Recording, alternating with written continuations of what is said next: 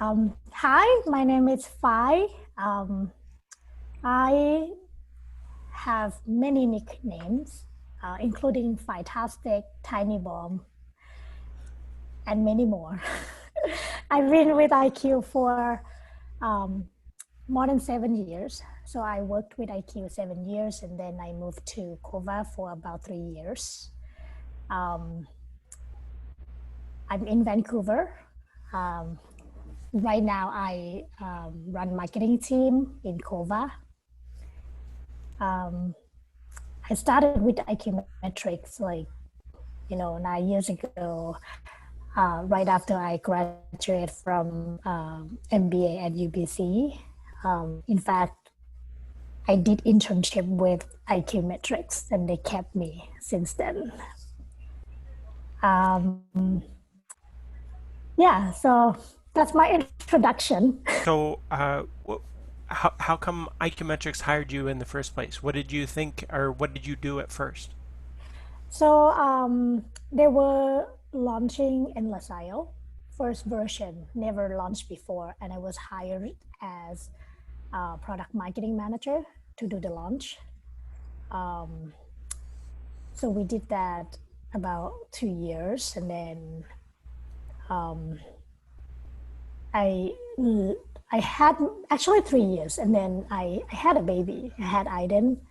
I went on maternity leave for a year and came back, and then I my role has changed to enterprise marketing manager.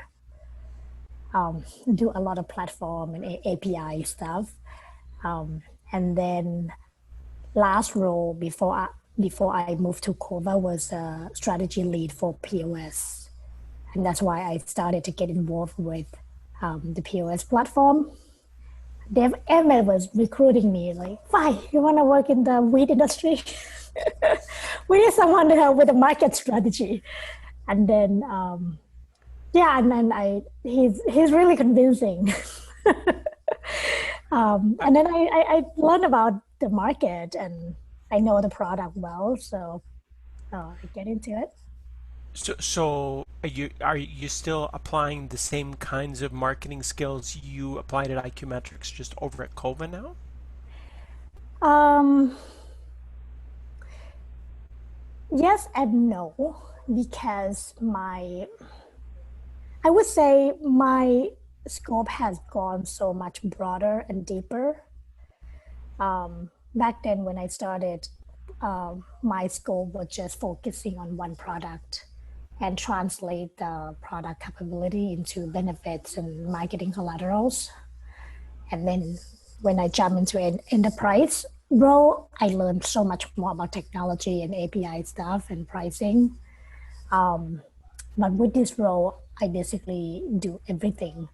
And we wear multiple hats, especially the first year because I was the only one in marketing department.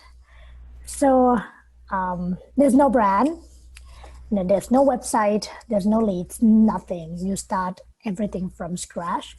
So have to learn how to build a website, set up HubSpot and inbound process, lead generation strategy, lead nurture strategy, content, social media, which I never touch.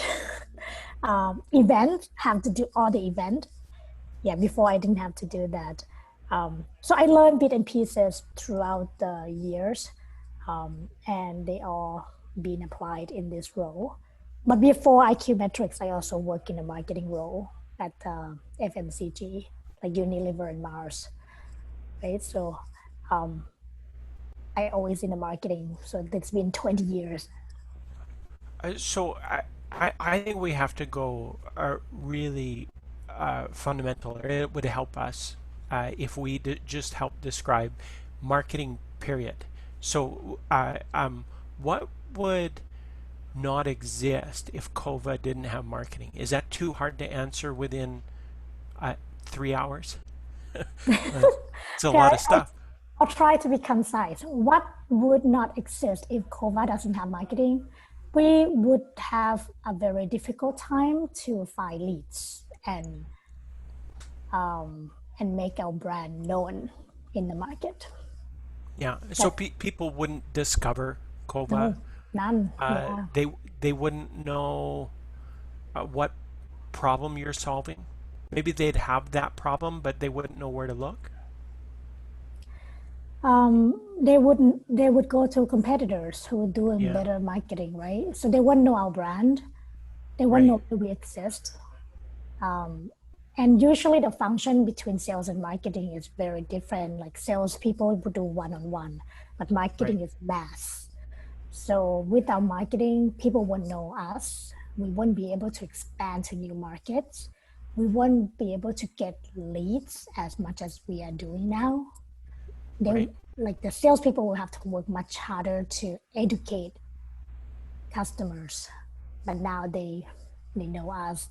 They read the news about us. It's much easier to sell now. Could you describe what your customer is like or what the industry is like? I think a lot of people say weed and it's the Wild West. Is that true? um, well, there's a wide spectrum of our audiences, and this has been changed over time. 3 years ago, when we started this, we identified three, like, let's say three type of customers. The first one is the youngster, the gray market people who wanted to open a dispensary. The second one would be the entrepreneur, like people who are investors or who are a real business professional and who spot the opportunity and want to get into this industry faster. And then the last one would be like inventory manager and people who work in the store. So these are three types. So we deal with like people who don't know how to run a retail store and just want to smoke cannabis, to people who like sophisticated investor. So it has been interesting and challenging because we have to appeal to all of them to be able to get our market share. And are those three types still relatively true? Are those three types still?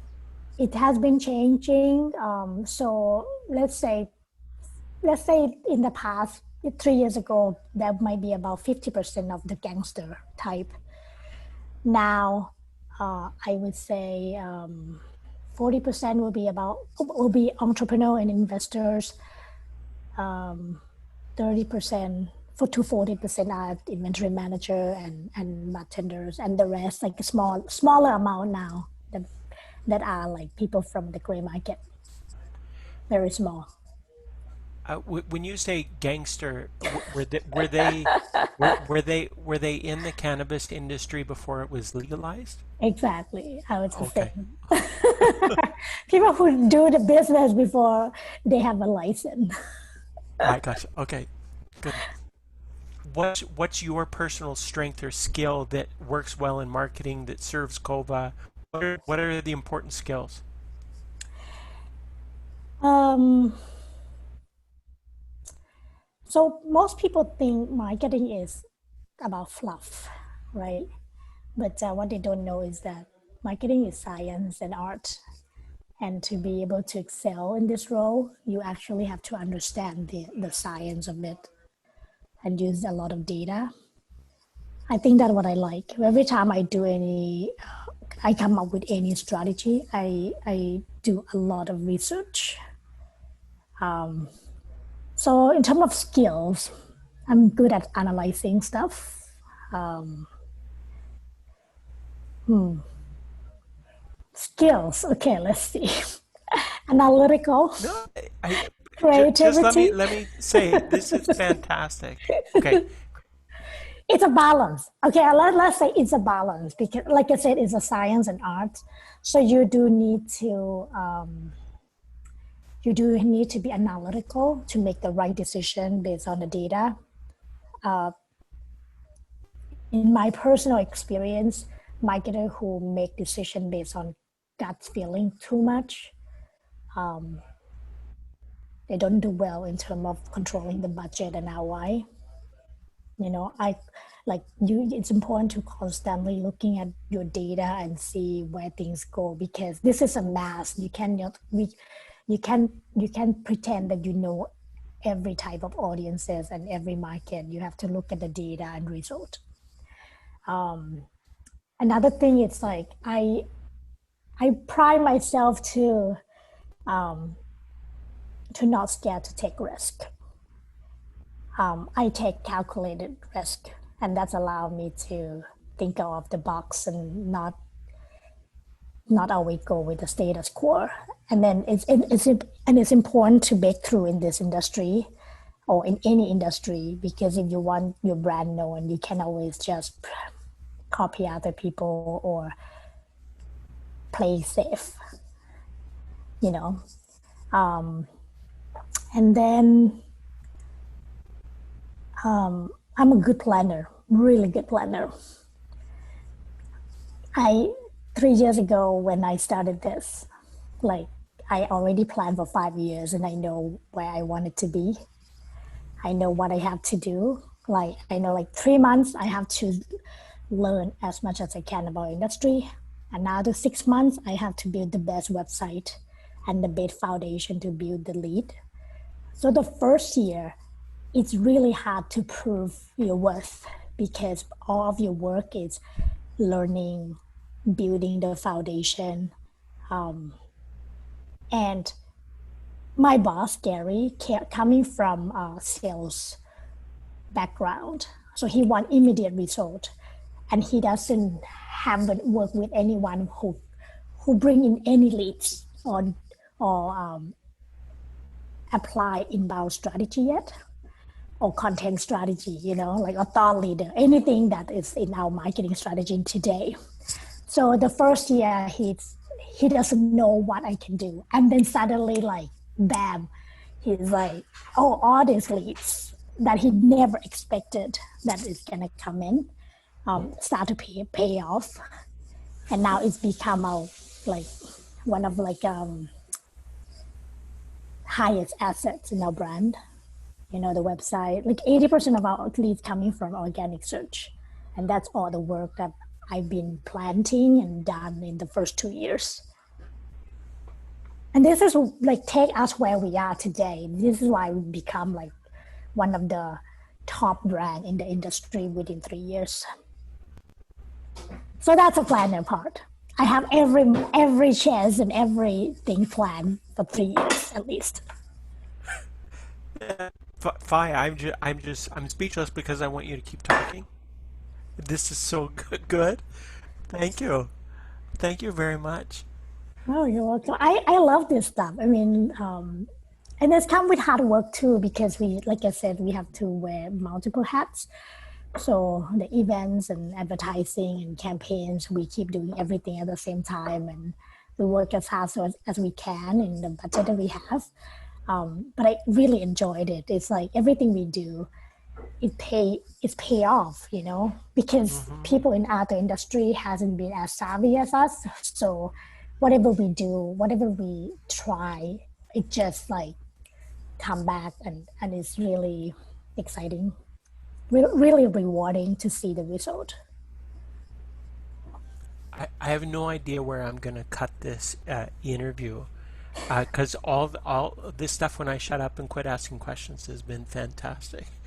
But um, uh, is there anything else that you that I've just missed to ask, or that is something you'd like to share with people? Um, How about you talk to the Faai that is just finishing her master's and is about to embark on her career? What advice do you have for her?